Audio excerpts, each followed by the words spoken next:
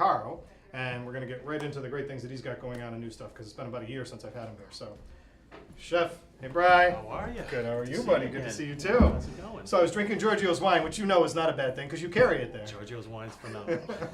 And you've actually done a dinner with him in the past, right? We did one a month or so ago. A month or so. Yeah. Wow. So we he's, did one with so he's Georgio. coming to Rhode Island on a regular basis. We gotta like that. We love Giorgio. In fact, we've visited him in Italy a few times, his Tuscan estate and his Piemontese estate. So that actually is a good segue. So Brian and I have been friends for a very long time and been through a lot of good fun family traditions and great friends.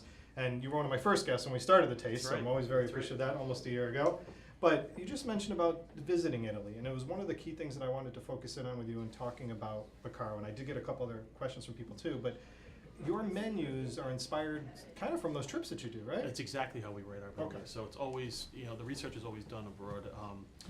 We get all of our inspiration in Europe. I mean, mostly Italy, but I won't say we're limited to that. We do travel to different countries as well, but we spend most of our time in Italy.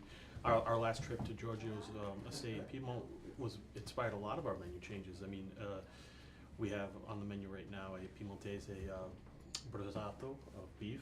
Nice. We have a short rib done in the style of Piedmont, braised in Nebbiolo. It's really, really nice stuff.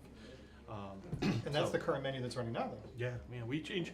Our menu is kind of a collaboration of specials. We don't tend to run specials because we change the menu so often Okay. in the building. So every 2-3 weeks we do a flip. So, in your concept, and this is one of the things that when Brian came out and joined me before, we were talking about chef owners and how the process and how hard it is. And Brian had come along. You've been doing this since you're 15, 16 years old. So he'd come a long way. So that was kind of our first conversation when I brought Brian in last year. But I wanted to kind of get more into this and talking about the styles and menus. But now one of the questions that came up too is, how did you come up with the name Baccaro? How did Baccaro come to exist? It was actually a combination of efforts by my partner Jennifer Mata and I, when we had the idea of Baccaro for quite some time, and we were actually even building it at the time before we even named it. And Really? we were kind of fishing back and forth with different ideas, different names. And Jennifer owned a company at the time called Best Beverage Corporation. Her family's been in the importing, distributing business for a very, very long time. Jennifer's a Prohibition. good wine person. Actually, an awesome person, but she's a great wine person. Right. Yes. I mean, yeah. Since Prohibition, they were in the business, and since she was born, she's been traveling and tasting wine. So, she called me one day from her offices and said, "Hey, what do you think about Bacchus?"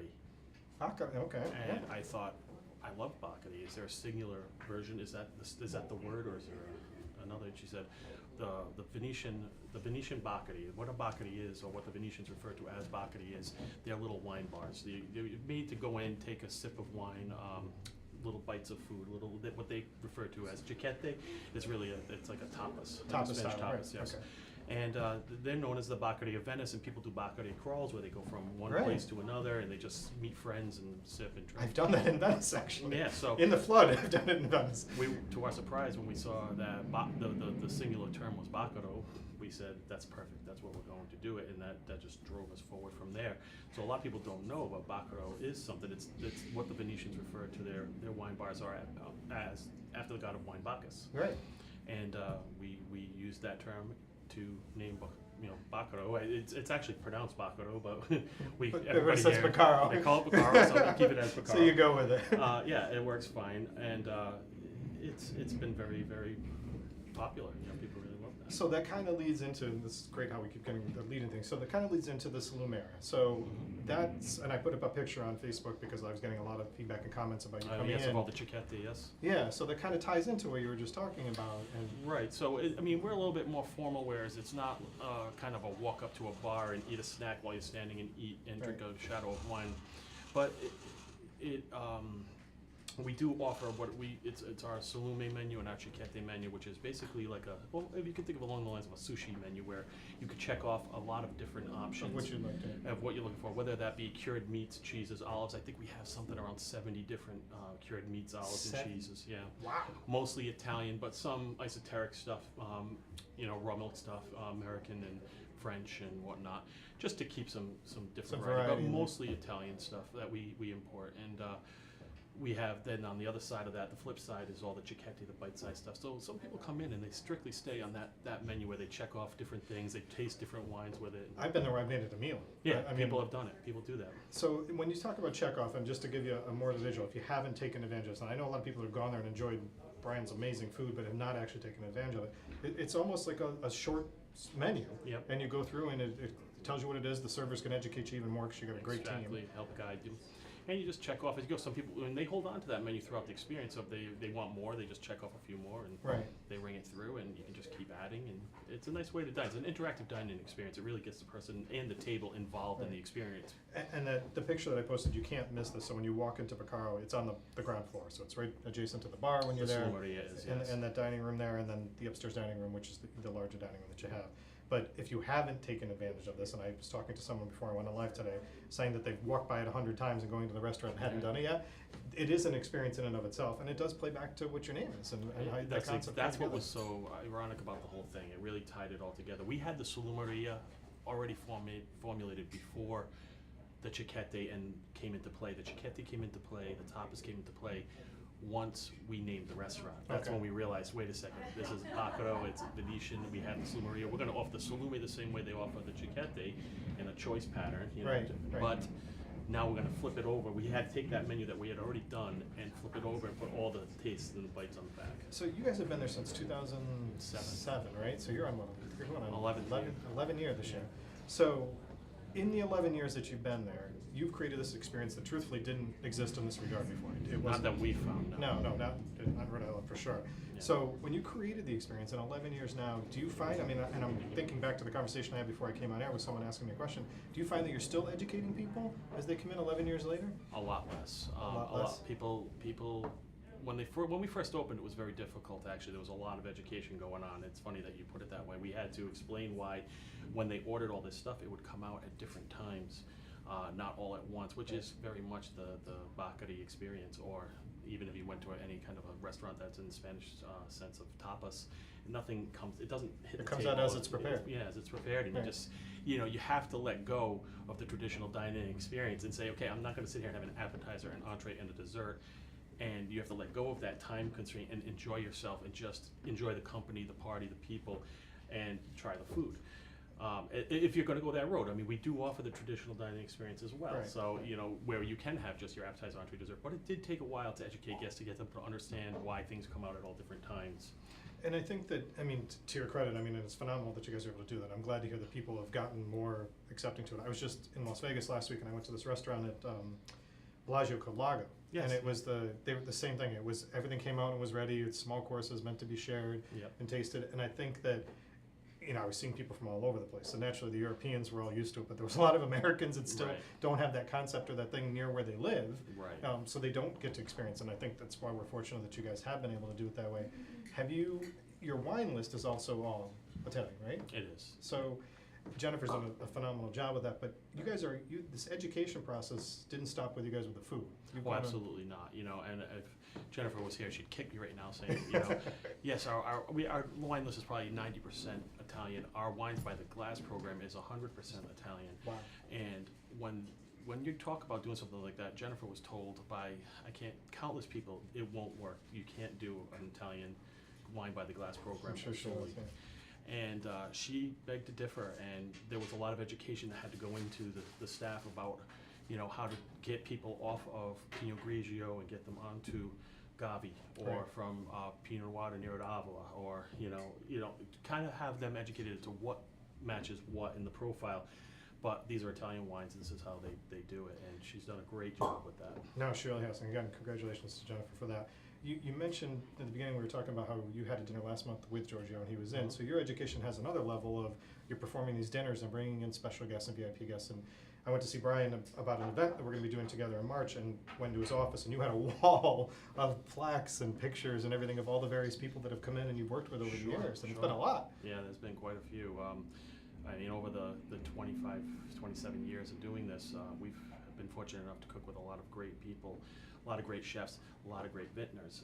Giorgio is by far one of our favorites. We've done this multiple times with him. As I mentioned before, we have visited his estate, but I mean, we were with Giorgio this morning tasting his wines again, Right. you know, with it. And I got to give it to the man. He racks, packs, and stacks it. You know, he was with us this morning. He's with you this afternoon. I'm sure he's been to every other account. And then he's got a dinner tonight. He's a passionate guy. And he just did a dinner with us last month. I was shocked to hear he was back in Rhode Island doing a dinner again. But I mean, this man he's a legend, you know, and he's here in our state and he's talking up his wines. His wines they're second to none. Absolutely. No, after tasting them today, I can't agree more. So from the perspective of doing those types of dinners, about how often do you guys host a dinner at the restaurant? We'll do it, I mean, I'd like to say we do them every quarter or so, but we have certain specs that we need for Baccaro to do a dinner, and it's somebody like Giorgio has to be here. We don't just do necessarily a distributed dinner, nothing against a distributor, but we want That special guest that that ties person them here that right. ties it all together. We will come out, you know, and speak about the food and why we chose the food. We cook very indigenously to the region, to whatever it is that we're showing. So if it's Piedmont, Right. we're cooking all Piemontese style food, pairing with his wines, which makes it, you know, a much better experience where we're kind of whisking the customer away from United States and into Piedmont for the night, and having Giorgio there or whoever the vintner would be. We had Alberto Donato in last month, I saw that, yeah. and you know, whoever it is, by doing it this way, we really do give the customer the true understanding of So you create an experience. the terroir. You've really given them the experience of what it is, from the Exactly. wines to the style of the food, and even from the service. And I have to give an enormous amount of credit to his staff, is that I find it, because I eat out a lot, I find it so important to be educated by the staff and be able to have them answer your questions fully and not have to run back in the kitchen as somebody else, and your team is perfect at that. They yeah, really it's work. are. It's work. it's a I'm job. sure it is. It's always I training. mean, they're great. They do a really good job, and they pay attention. They focus for these dinners, and you know, with Giorgio and I were talking about this morning, how we put a couple of months into the preparation for these kind of dinners, where that training, you know, they'll come in. You know, a company like MS Walker, who represents Giorgio's wines, will come in and talk to our staff and educate our staff about the wines and what we're doing prior to the dinner, as well as our own education that happens in-house daily, if not Right. Once a week. No, the staff trainings are incredibly important, and it's good to have someone of his caliber be able to do that with your Oh, team. yeah. Now, you've got a lot going on the next few months as we get into the spring, become even busier. Brian's doing a celebrity chef dinner series with Gloria Gemma, who I'm helping work with as well, and that's coming up in March, so we'll be putting the information out about that. It's a fun little dinner that'll be held at Rhode Island Kitchen and Bath, but you've got Mother's Day, Easter coming up. Well, luckily, Baccaro's, one of the nice things about our company is we're closed Sunday and Monday, which gives our entire staff, we have 53 employees, Wow. which is kind of large for a restaurant. Yeah. There's 15 full-time chefs on the line, and we give that Sunday, Monday off for rest, but beyond that, we don't even open for the holidays. We will open for Mother's Day, but we won't be open for Easter. You won't be open for Easter, okay. Yeah, 4th of July, we don't open. We don't open for Christmas Eve or Christmas Day, New Year's Day, we don't open, you know. So we're kind of untypical in that regard. Where we And I got someone that sent me a message earlier, a Facebook instant message about graduation time in May. Oh, it's crazy. It's time. an insane time. Yeah, we won't accept reservations till after the first of the year Okay. for that weekend, and they're all by a contract, for lack of a better word, but they're held by a credit card contract, because most of these reservations, we book solid for this by February, March, sometimes even earlier than that. Right. The phone rings off the hook on January 2nd, and it doesn't stop for it. So one of the things that I wanted to close out with is that the other thing is that people were asking about special events and private events, and is that something that Baccaro has the ability to be able to do upstairs in the private the dining room? We do them. They're it's all based on the specific needs. Right, okay. There are companies that like to use Baccaro. Well, we do a lot of corporate functions and stuff like that. And they like to use, if they're going to use the entire restaurant where they have their hors d'oeuvres and past cocktail hour kind of thing, Yeah. on the first floor, then they'll move upstairs to sit down dinner on the second, or sometimes people will just reserve the entire upstairs and do a dinner upstairs from beginning to end. That's good for about, you know, if you're going to have a cocktail area and a bar upstairs, you're talking, you know, 65 people. But it's got to be a customized experience, so I want to make sure that I get that out there properly, is that it is something they need to sit down with you and talk about, Yeah, make sure it we fits the design it. parameters of the restaurant Right. to get it done. Yeah, So, absolutely. I mean, so if you haven't been to Baccaro, and I can't say that I know too many people that haven't at this point, you absolutely need to go in, and if you haven't tried certain things in the restaurant, it's worthy of going in, and you're there on a more than regular basis. Every day. I mean, All I've day. seen him come out of the kitchen to answer questions or educate people and keep it going. So between Jennifer's wine list and the style of the restaurant, you can't go wrong joining either of these two guys as your hosts over there. So Brian, I really appreciate you making the time to come in today. Pleasure I know was you got a all lot mine, going Rick. on. I look Thank forward you to so seeing you much. next month at the event. So All right. thank sounds you, good. Chef. We'll talk soon. Thank you. Bye. So Carl's on South Water Street. Also forgot to mention, but another great destination if you're going out to Waterfire, which the season starts soon. So